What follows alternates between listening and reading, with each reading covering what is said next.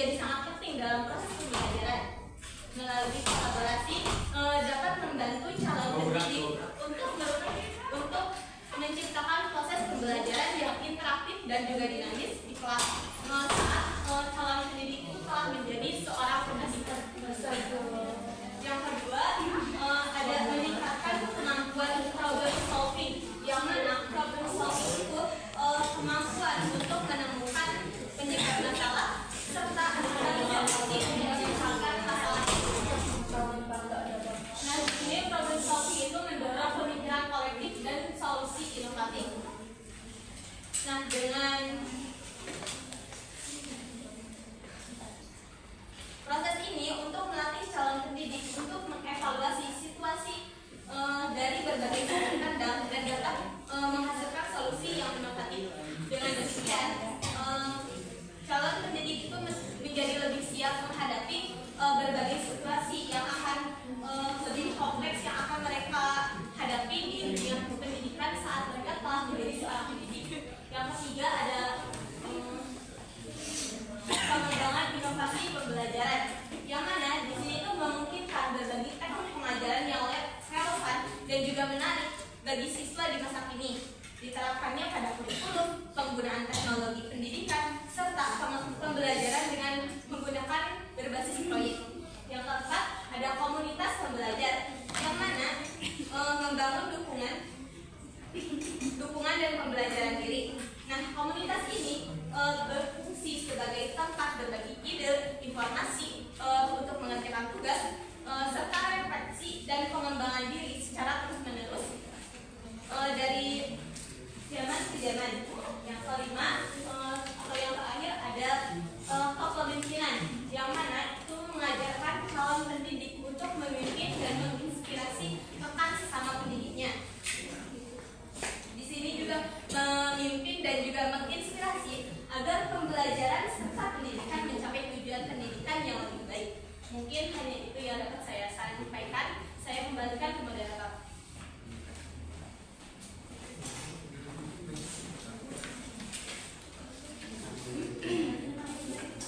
Terima kasih kepada saudari Saina Salsabila yang telah menyampaikan materinya yang pertama.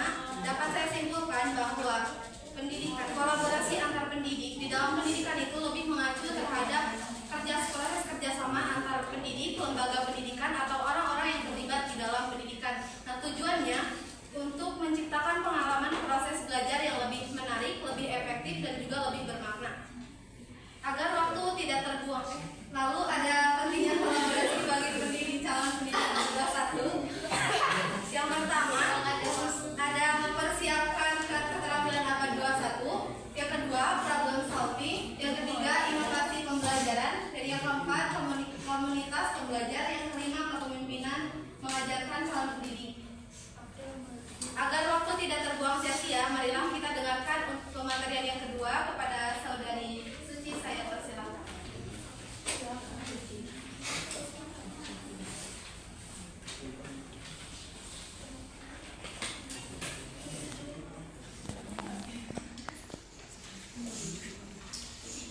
Terima kasih kepada moderator yang telah mempersilahkan saya. Di sini saya mengungkapkan tentang manfaat kolaborasi pendidikan. Yang pertama ada pengembangan keterampilan interpersonal. Pengembangan keterampilan interpersonal adalah proses untuk meningkatkan cara komunikasi dan proses untuk dan berinteraksi dengan orang lain.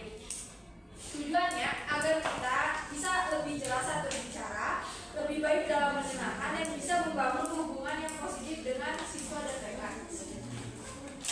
Ini berarti menciptakan lingkungan yang saling menghormati, mendukung, dan mampu bekerja sama dengan baik.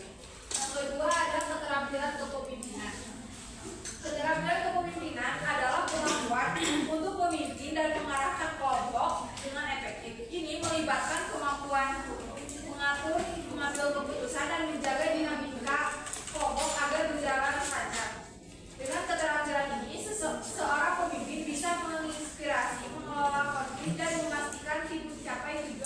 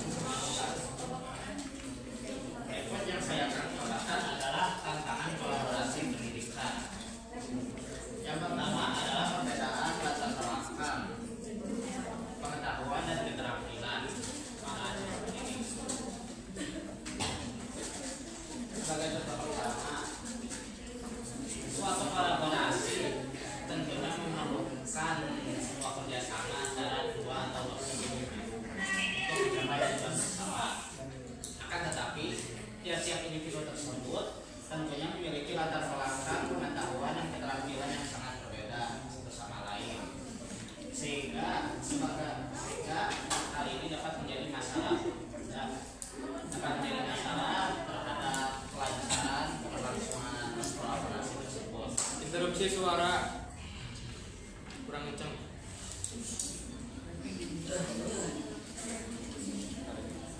Perubahan perbedaan latar belakang pengetahuan dan keterampilan ini disebabkan karena tiap-tiap individu anggota kolaborator tersebut berbeda-beda masing-masing. Hal ini akan mengancam terhadap kelancaran keberlangsungan program yang mereka kolaborasikan. Salah satu solusi yang dapat diberikan adalah mempelajari mengenai pengetahuan dan keterampilan masing-masing, setidaknya angkanya saja, tidak sertai daun-daun hias atau pigmen-pigmennya, supaya tidak terlalu bentrok dalam kegiatan kolaborasi. Lalu untuk tantangan kedua yaitu kurangnya kemampuan dalam menggunakan teknologi pendidikan. Yang kedua ini berhubungan dengan kemajuan pengetahuan dan teknologi, disingkat IPTEK.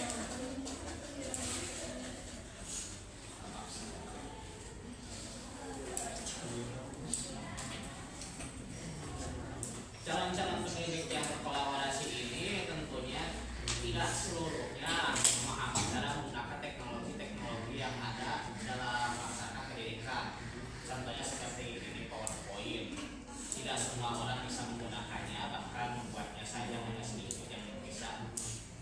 Bila kualitasnya ini bagus, kualitasnya ya banyak.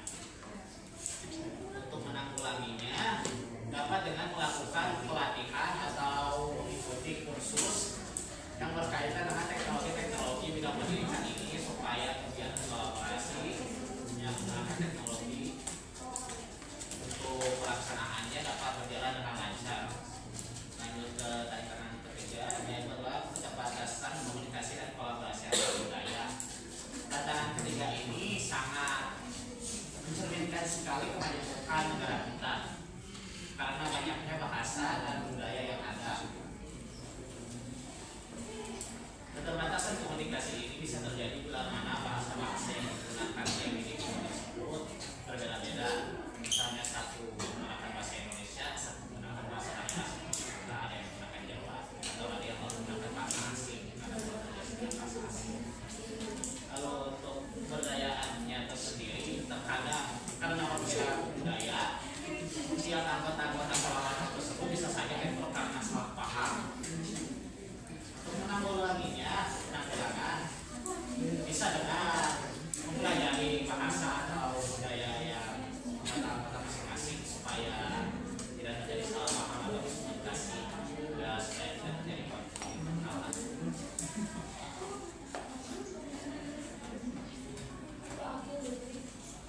Lanjut ke tantangan keempat, yaitu hambatan struktural dalam pendidikan.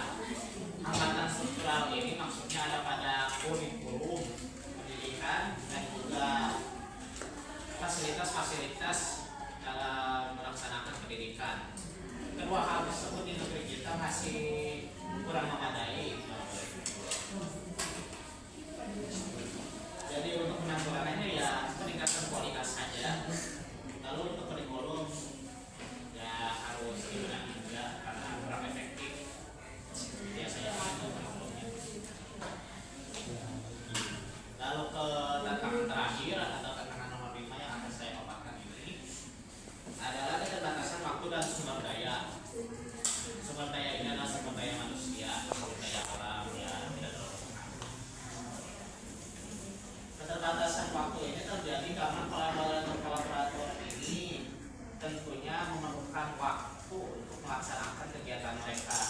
Dan misalkan bentuk kolaborasi mereka adalah bentuk penelitian atau sosialisasi, subjek yang akan mereka teliti atau mereka sosialisasi ini tentunya memiliki waktunya yang sendiri yang banyak. Misal pelajar, tentu saja mereka memiliki waktu untuk belajar, mengerjakan tugas dan sebagainya, sehingga perlu pembedahan waktu supaya dapat menentukan waktu mana yang tepat untuk melaksanakan kegiatannya. Lalu untuk sumber daya ini sendiri ya kebutuhan seperti makanan, alat sangat optimis alat-alat dan teknologi yang diperlukan.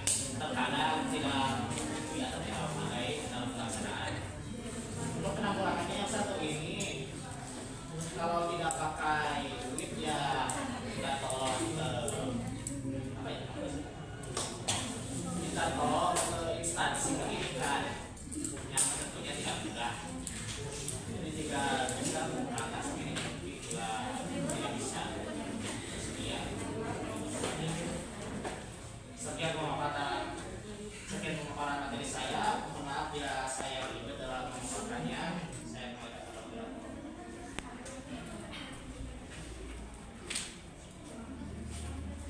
Terima kasih kepada saudara Akil yang telah menyampaikan materi yang terakhir. Dapat saya simpulkan, saya menyebutkan poin-poin saja karena penjelasannya tadi sudah disampaikan oleh saudara Akil. Dari tantangan kolaborasi di dalam pendidikan itu ada 5 poin. Yang pertama, perbedaan latar belakang. Yang kedua, kurangnya kemampuan teknologi. Yang ketiga, hambatan komunikasi antar budaya. Yang keempat, hambatan struktural. Yang kelima, keterbatasan waktu dan sumber daya. Jangan.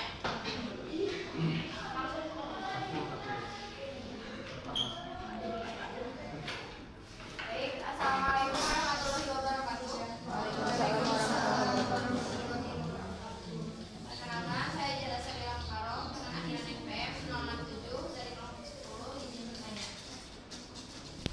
Apakah ada risiko guru kehilangan kebebasan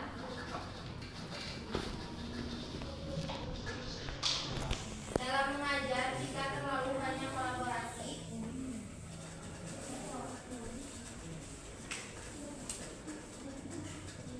Atau justru membantu mengurangi beban kerja?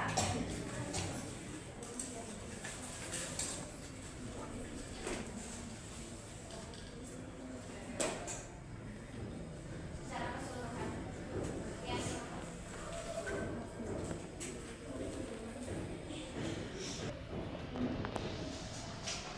Assalamualaikum warahmatullahi wabarakatuh.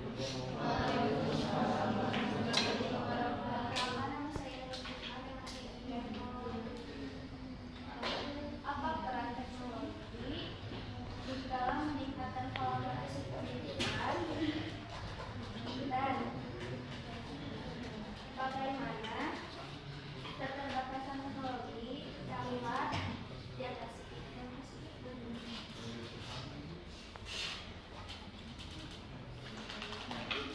Terima kasih kepada Indah yang telah bertanya. Untuk penanya soal terakhir.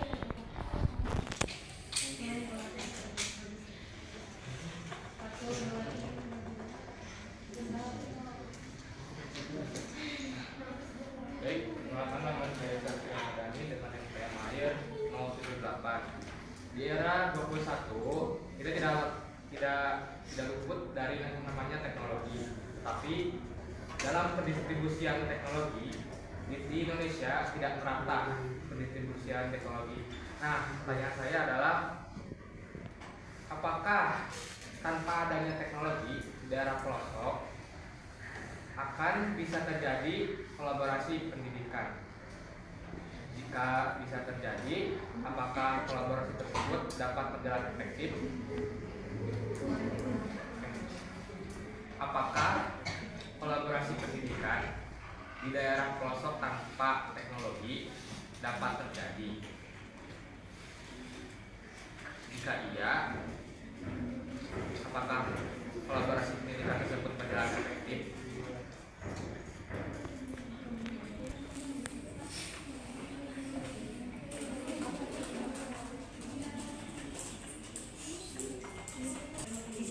Jadi 5-8 menit kami telah menemukan jawaban-jawaban dari pertanyaan rekan-rekan.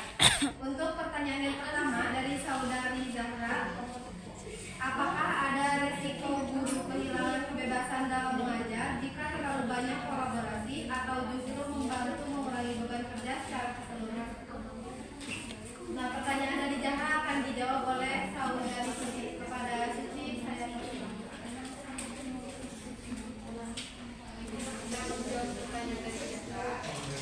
Kolaborasi yang berlebihan bisa membatasi kreativitas dan otonomi guru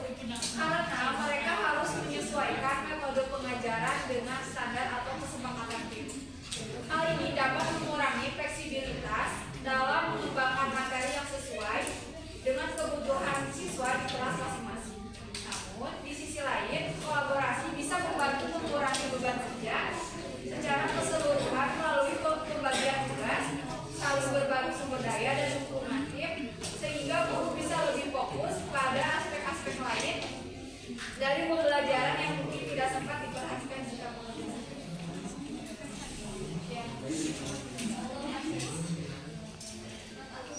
Untuk ke pertanyaan kedua, apakah dari rekan-rekan ada yang ingin menambahkan atau menyanggah?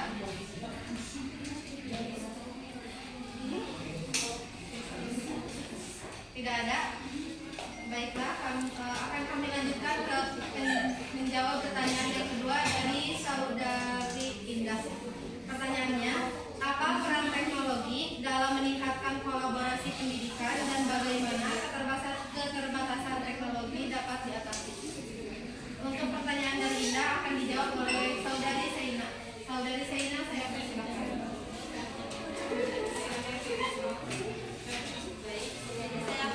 Pertanyaan yang disampaikan oleh peran teknologi dan juga bagaimana keterbatasan teknologi dapat diatasi. Nah, pertama ada peran teknologi dalam meningkatkan kolaborasi pendidikan itu dimanfaatkan sebagai alat yang sangat berguna dalam meningkatkan kolaborasi pendidikan. Contohnya ada beberapa cara utama. Yang pertama itu sebagai akses ke sumber daya, yang mana teknologi ini memberikan akses yang lebih mudah dan juga cepat ke sumber daya pendidikan seperti materi pendidikan, buku teks digital, jurnal pendidikan, dan juga sumber daya online lainnya. Nah, di sini itu memungkinkan siswa dan guru saling berbagi informasi dan juga merujuk sumber daya yang relevan dan juga lebih banyak sehingga memperdalam pemahaman mereka tentang topik tersebut. Yang kedua, ada komunikasi yang menjadi lebih efisien.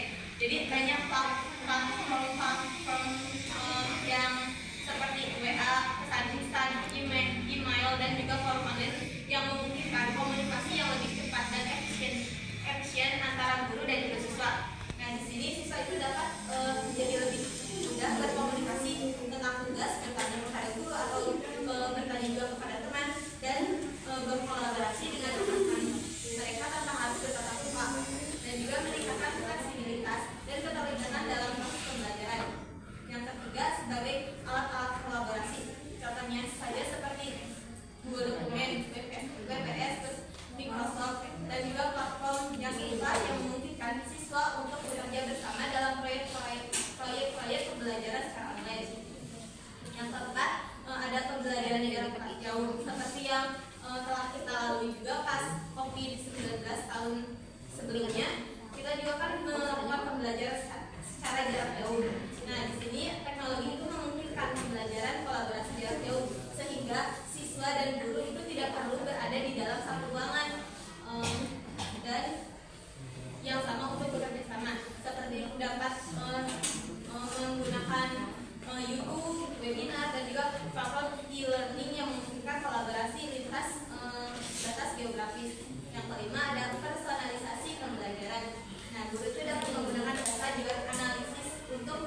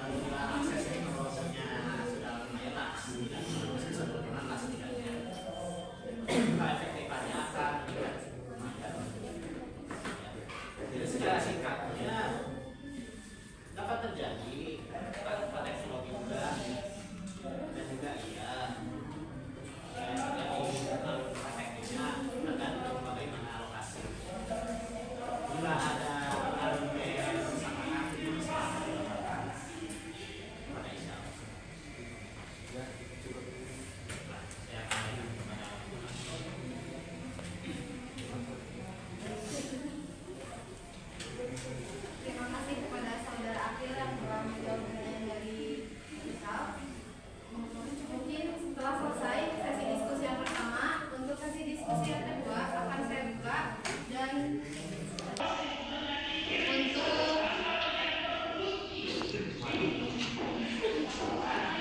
kesempatannya saya berikan kepada 3 orang penanya. Saya hitung dari 1 sampai 3. 1, 2, 3.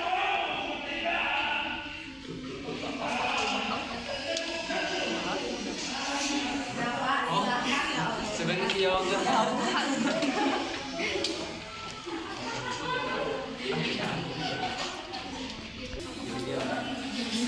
Oke, perkenalkan nama saya Dr. Maulana Ramadan dengan NPM Akhir 028. Pertanyaannya, apa strategi yang dapat diterapkan untuk mengatasi kendala sumber daya terbatas dalam menjalankan proyek kolaborasi pendidikan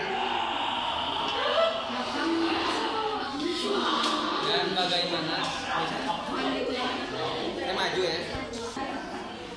Pertanyaannya, apa strategi yang dapat diterapkan untuk mengatasi kendala sumber daya terbatas dalam menjalankan proyek kolaborasi pendidikan dan bagaimana cara memastikan komunikasi yang efektif dan berkelanjutan antara berbagai pihak yang terlibat dalam kolaborasi pendidikan. Sekian, terima kasih. Perkenalkan, nama saya Sofia dengan NPM 057. Bagaimana kolaborasi dapat membantu calon pendidik dalam menghadapi isu-isu pendidikan global? Bagaimana kolaborasi dapat membantu calon pendidik dalam menghadapi isu-isu pendidikan global?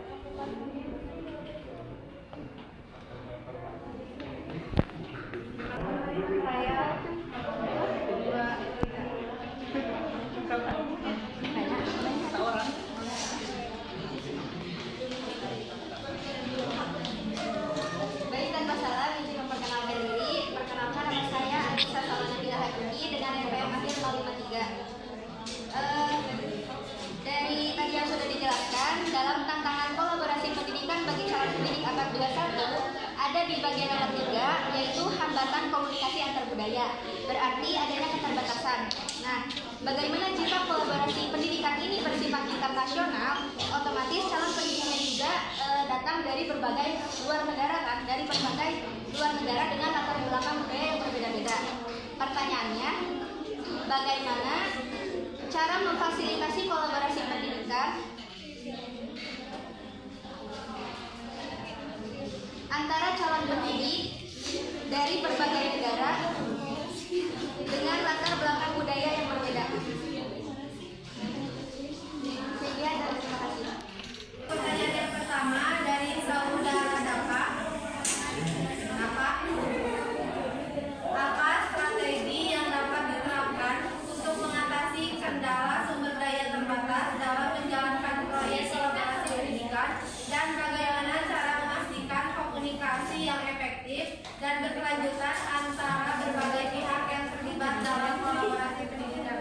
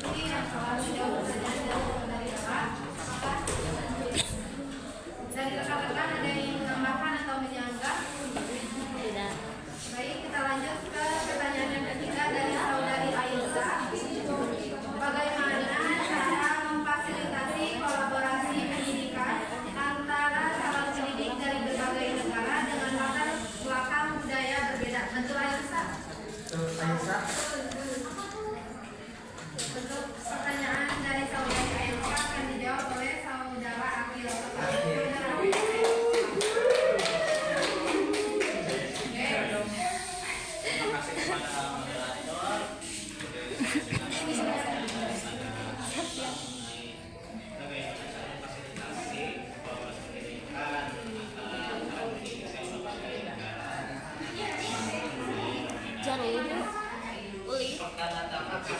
adalah calon pendidik, konteksnya jadi pusing. Jawabannya sama.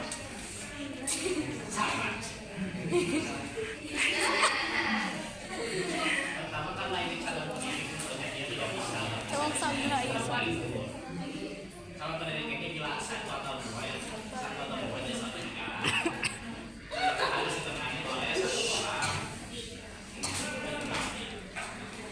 Satu orang itu adalah istilahnya yang memiliki setidaknya 1 atau 2 tahun pengalaman dalam dunia pendidikan untuk menemani mereka.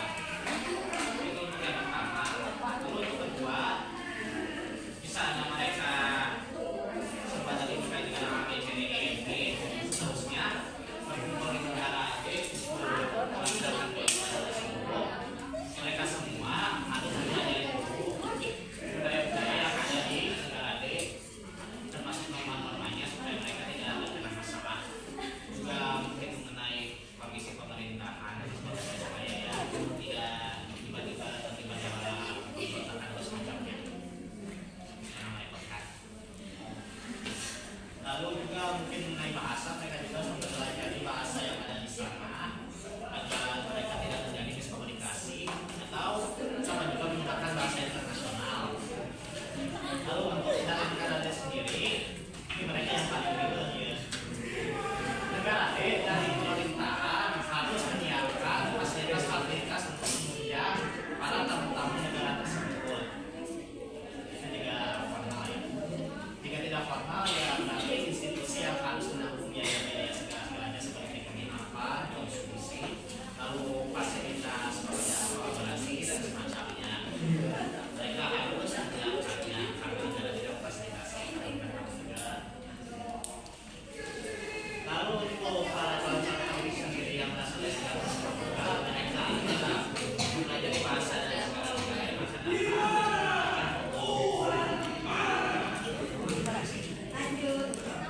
mereka bisa menggunakan bahasa internasional atau mempelajari bahasa-bahasa budaya yang ada di sana. Lalu ketika datang di sini, para tamu-tamu tersebut dan mereka dari negara luas negara ini, mereka setidaknya mengikuti sebuah seminar untuk mengenal satu sama lain supaya ketika nanti bekerjasama mereka tidak terjadi komunikasi hanya di Indonesia. Ya, sekian disebut jawabannya. Apakah ada sendiri atau bagaimana? Saga.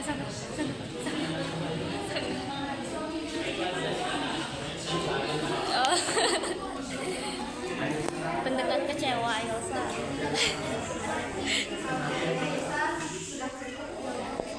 Ada dari rekan-rekan semua, dari sesi diskusi dari kelompok kami yakin dari apa yang kami sampaikan bisa menjadi